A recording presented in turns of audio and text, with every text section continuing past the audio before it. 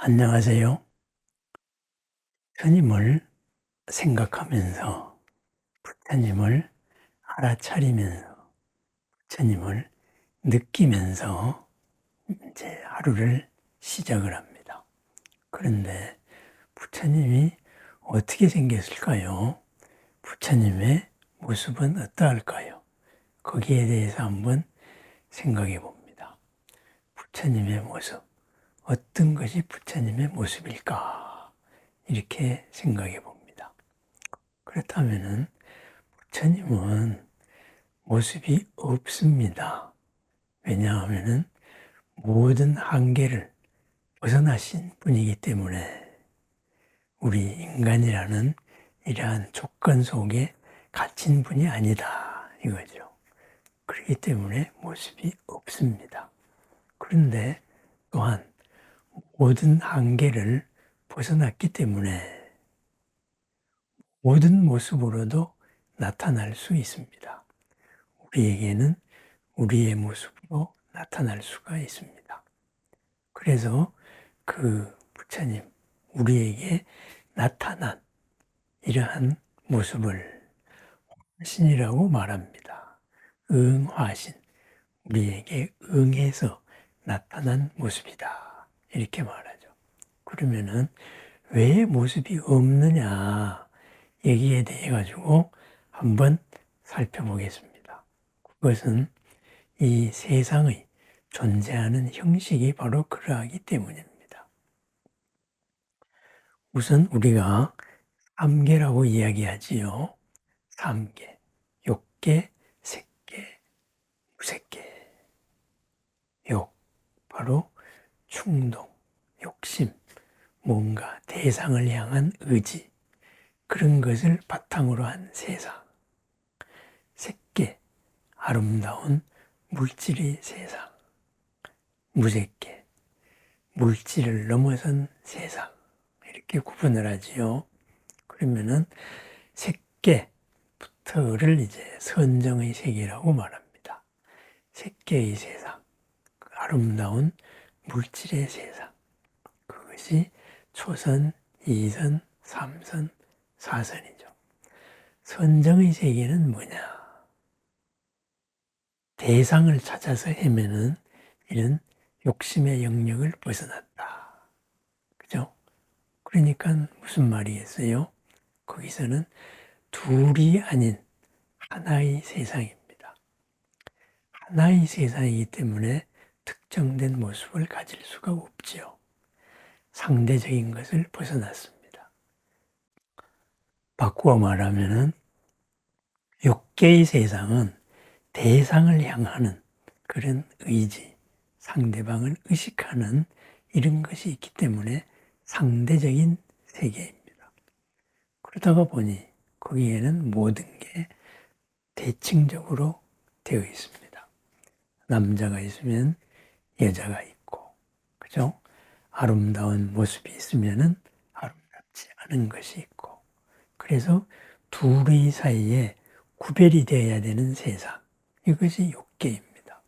거기에서 정신 수준에 따라 가지고 제일 높은 영역을 타화자재천, 다른 사람이 만든 것으로서 내가 즐기는 세상.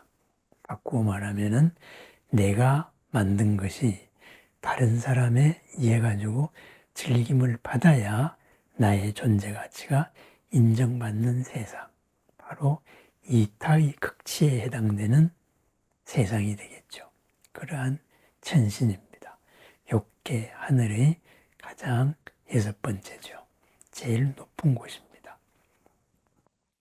상대적인 세상의 끝이죠. 그렇다면 거기는 그 천신들도 남자신이 있고 여자신이 있습니다. 그 밑에 화락천, 그리고 도솔천, 그리고 야마천, 그리고 33천, 사왕천, 우리 인간 세상. 모두 이렇게 남녀의 구별이 있다. 이거죠. 그렇다면은 그러한 욕계의 세상에서는 가장 높은 신도 바로 모습을 가지고 있습니다. 사람의 모습같이 모습을 가지고 있겠죠. 사람의 모습일 겁니다. 사람의 모습으로 나와 있습니다. 그런데 그러한 상대적인 세계를 넘어섰을 때 절대의 영역에 진입을 했습니다. 너와 나, 당신을 통한 상대방을 통하여서 나의 존재를 인정을 하는 세상, 인정을 받고 싶은 세상.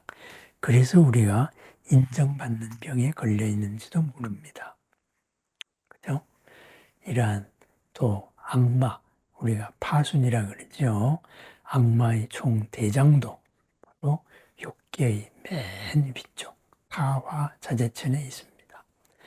인정받고 싶어하는 데서의 가장 세상, 거기서 가장 높은 존재, 상대가 있기 때문에 바로 선신이 있으면은 똑같은 악신이 존재할 수 있다. 이렇게 보는 거죠. 그러니까 파수는 엄청난 내공과 능력의 소유자입니다. 그런데 이 상대적인 세계가 넘어선 절대의 세계에 대한 체험, 절대의 영역이 세상, 이것이 열려지면은 파수는 자기의 상상을 넘는 세상이 펼쳐지니까 부처님을 방해하게 되는 거지요. 수행자를 방해하게 됩니다. 유혹을 하게 됩니다. 그래서 너와 나, 그래서 아름다운 미녀로서 유혹을 하기도 하고, 여자 수행자 같으면은 미남으로 유혹을 하겠지요.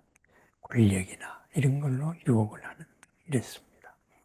그러면은 이것을 넘어선 선정의 세계, 초선정의 세계는 아직까지 선정의 마음이 좀 미흡합니다.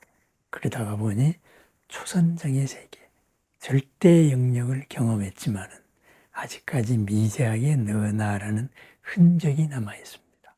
그래서 거기를 하느님의 세상, 그래서 범천의 세상이라고 이야기합니다. 그래서 작은 하느님, 큰 하느님, 중간 크기 큰 하느님, 소범천, 범보천, 대범천 이렇게 나오죠. 그래서 거기까지는 사람의 모습을 가지고 있습니다. 그런데 거기에서 더욱더 순일하게 마음이 깊어져서 이선천, 이선천의 특징이 뭐지요? 아니, 이선정의 특징이 뭐지요? 초선정에서는 수행 명제를 아직까지 잡고 있어야 됩니다. 절대의 체험을 했지만은 수행 명제. 그래서 집중을 합니다. 호흡을 한 사람은 호흡을 통하여 집중을 하고, 염불을 한 사람은 염불, 진언이면은 진언. 이렇게 해서 집중하겠지요. 그렇습니다. 그렇기 때문에 아직까지 상대적인 이런 뭔가 도구, 흔적이 있어서 또 위대한 모습, 어마어마하게 아름다운 모습, 이런 모습이 절대자의 모습입니다. 그런데 이선천에서는, 이선정에서는 바로 이 수행 명제가 필요 없죠. 자동으로 선정에 들어가니까. 그러니까 대상이 필요 없습니다. 그때부터는 바로 빛의 세상이 펼쳐진다. 그랬습니다. 존재하는 것은 물질로 존재하는 것 같은데 바로 빛으로서 존재한다. 그럼 뭘까요? 작은 빛, 상대적으로 작은 빛입니다. 그 다음에는 중간 크기의 큰 빛, 마침내는 빛의 크기의 극치, 이렇게 극광천, 이렇게 되겠죠. 거기에 천신들은 얼마나 크고 아름다운 빛인가, 이걸 가지고 바로 자신들의 영역을 나타내겠지요. 그 위에 제3 선정으로 가면은, 그죠? 수행 명제도 필요 없고, 집중을 할 필요도 없고, 그냥 자동 그대로 익어가는 단계입니다. 그러다가 보니, 거기서는 청정의 세상, 맑음의 세상, 투명의 세상이 펼쳐진다. 그래서 맑을 정자를 씁니다. 작은 맑음, 큰 중간 맑음, 큰 맑음, 투명한 세상이죠. 그죠? 있는 듯이 없는 듯이. 그러나 아름답게 있다는 말은 무슨 말이에요? 느껴진다는 말이죠. 그죠? 그리고 사선정으로 가면 마침내 지혜와 그리고 모든 공덕이 가득한 선정세상. 바로 시임일경성. 우리 마음의 본래의 영역이죠.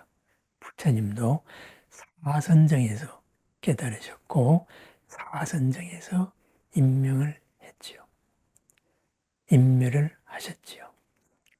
완전한 부처님이 되셨다. 모든 차원을 초월하셨다. 이렇게 됩니다. 그래서 이 사선정의 하늘나라 이름을 보면은 복이 비롯 생기기 시작한다. 진정한 복입니다. 그 다음에 과보가 어마어마하다.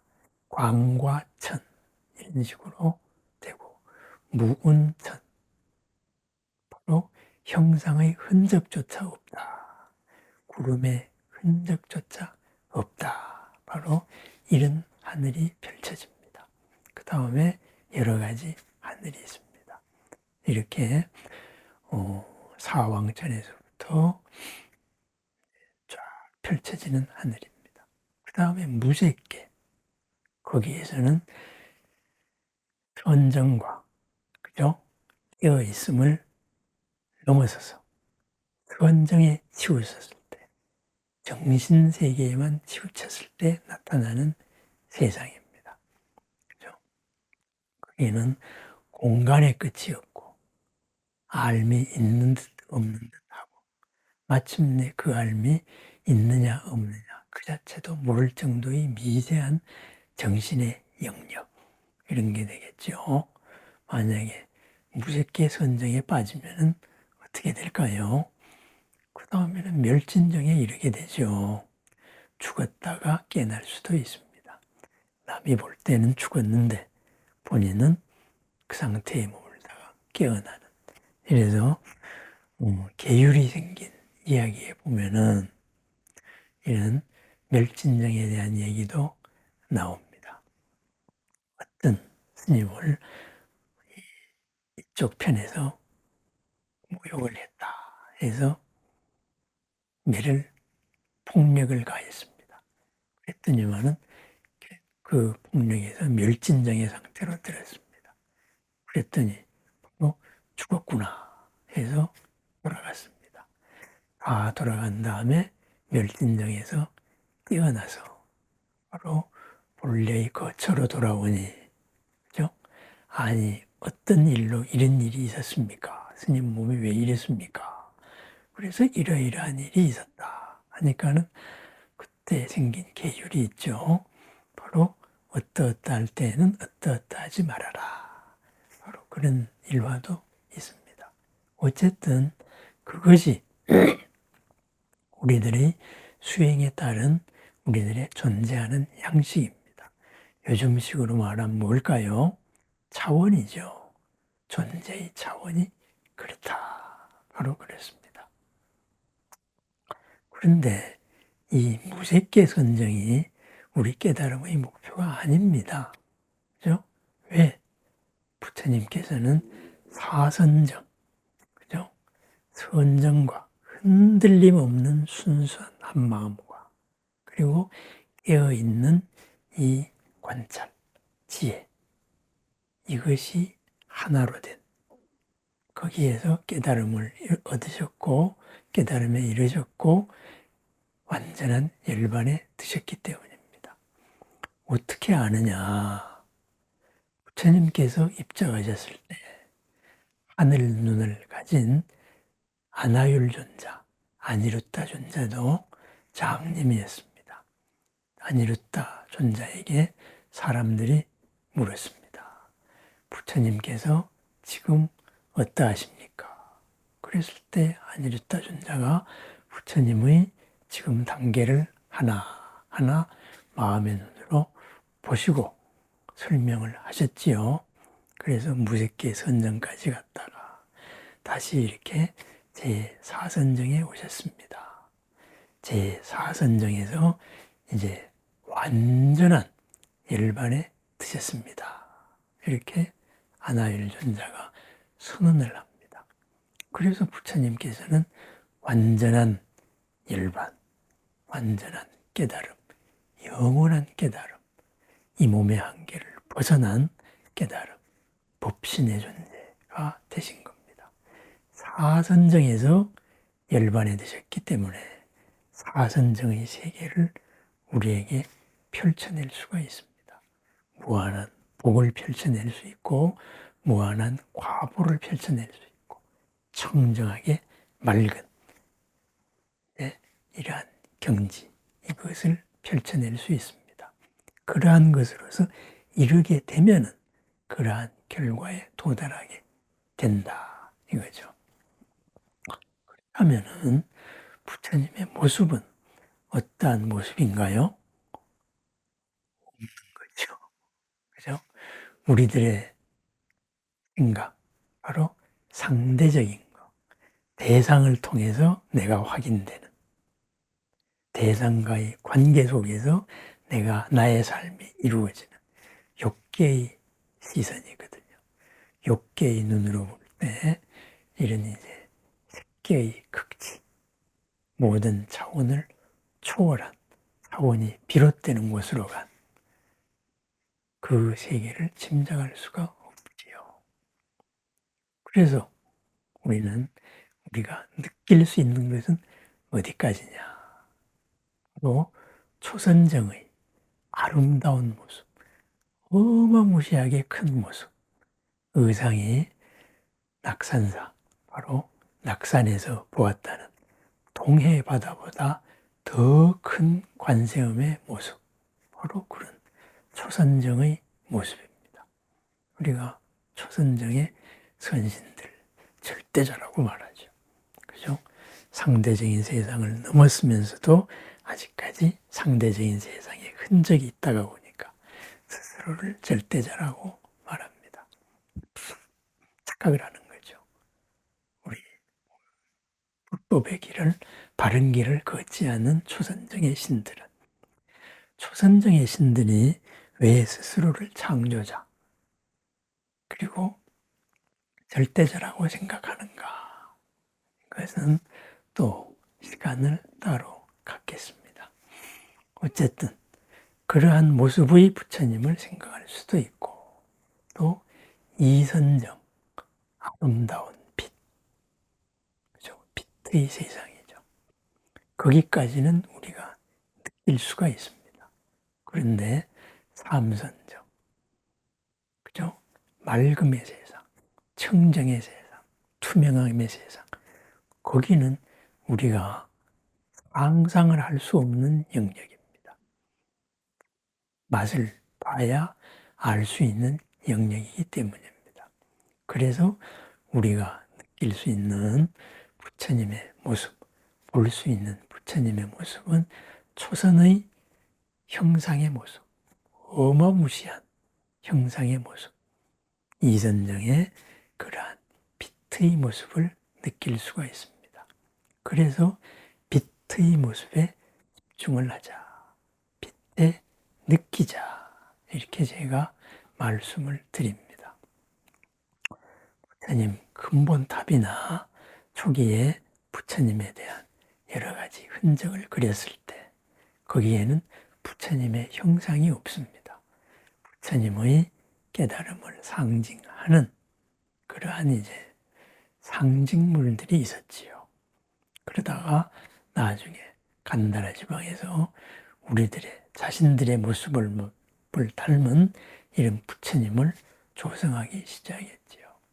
필요에 의해서 나왔기 때문에 그것은 진짜 부처님으로 이르는 그러한 중간 길잡이, 그것으로서 훌륭합니다. 우리는 불상을 통해서, 형상을 통해서 형상을 넘어선 부처님에 도달할 수 있기 때문입니다. 오늘 아침 명상의 이야기는 조금 길어졌네요. 그렇습니다. 부처님이 어떻게 생겼느냐? 모든 모습으로 다 생겼다. 다만 우리가 느낄 수 있는 가장 한계는 바로 형상, 어마어마하게 큰 형상과 또는 바로 그래서 빛의 체험. 우리가 수행 중에 잠깐 하늘에 구름이 살짝 스치면서 가렸던 하늘이 드러나는 것처럼 그러한 체험 가운데 빛의 체험, 동안한 형상의 체험, 이런 것이 있는 까닭입니다. 그렇습니다. 그래서 이제 여러 가지 수행서들, 또 교학의 대선 기신론이나 이런 데 보면은 형상으로 알 수 있는 부처님, 이지보살까지는 부처님을 느낄 수 있다. 부처님의 형상을, 모습을 느낄 수 있다. 이런 표현이 되어 있죠. 그렇죠. 바로 이선정의 빛의 세상까지 우리가 상상을 할 수 있기 때문에 느낄 수가 있습니다. 아침 명상, 이제부터 수행의 시간이지요. 이제 각자의 수행 명제 같으면은 관세음보살 또는 관세음보살의 파워풀한 모습, 오 자래주래 준재 사바 이러면서 바로 부처님과 같은 관세음보살로 대표되는 부처님과 보살님의 이름이지요. 인종들의 이름이지요. 그렇죠?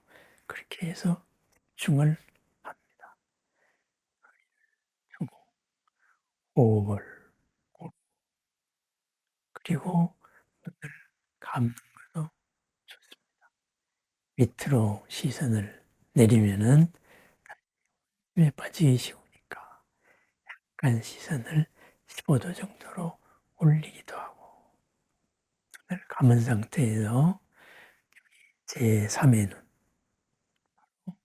미간, 백호 그 위치로 시선을 향하고 그리고 바로 집중을 합니다. 부처님 생각합니다. 저는 법당에 내가 친근한 부처님의 모습을 떠올려도 되지요. 흰옷을 입은 관세음을 떠올려도 되겠지요. 그러다가 그 다음에는 거기서 나오는 무량, 광, 자비, 광명 그 빛을 느낍니다. 초선과 이선의 영역이죠. 우리가 느낄 수 있는 데까지입니다. 거기까지가 우리의 일잡이입니다. 그렇게 해서 그 분위기 속으로 빠져들어갑니다. 떠오르는 생각이 있으면은 다시 내려놓고 관세음보살 중을 하고 그 다음에는 각자의 자기 자신을 위한 주관 그리고 이 공덕을 함께 나눌 이웃을 향한 주관 그렇게 나갑니다. 저 같으면은 매일 이렇게 주관을 하시는 주관을 올려드리는 분들이 있습니다. 특별히 부탁을 하셨고 그렇게 하여서 또 소중한 인연이기에 저도 이렇게 같이 주관을 합니다. 한 분 한 분 이름에 넘어서 이름에 담긴 사연들 말씀하신 여러 상황들이 풀려나가기를 축원하는 순서를 갖게 되는 거지요. 그렇습니다. 지금 이 영상을 마주하신 여러분들도 그렇게 하시기 바랍니다. 그렇게 아침 명상을 회향을 하고 그리고 하루를 이렇게 시작합니다. 누구와 더불어 시작하나요? 부처님과 더불어서. 그리고 우리와 연결된 인연들, 나, 가족, 직장, 도반, 이분들의 마음과 함께 큰 나로서 그분들에게 부끄럽지 않은 나의 더욱더 훌륭한 하루를 펼쳐 나갑니다. 도량에 특별히 저와의 제가 이렇게 생각해 줬으면 좋겠다. 이런 분들이 있으면은 그곳은 카페나 아니면은 카톡의 여러 단톡방을 통하여서 또는 개인적으로 연락을 주시면 좋겠습니다. 개인정보가 민감한 세상이다가 보니 그러한 것은 개인적으로 연락해주면 좋습니다. 제가 가끔 이렇게 축원 영상을 보일 때도 바로 이름이나 이런 것을 읽어드리지 않는 이유 또한 그러한 개인정보 때문입니다. 오늘 하루 걸림없고 거침없고 그리고 어제보다 더 새로움이 드러나는, 어제보다 더 크게 보는, 어제보다 더 넓어진, 어제보다 더욱더 투명해진, 어제보다 더욱더 빛나는 오늘 하루를 축원합니다. 감사합니다.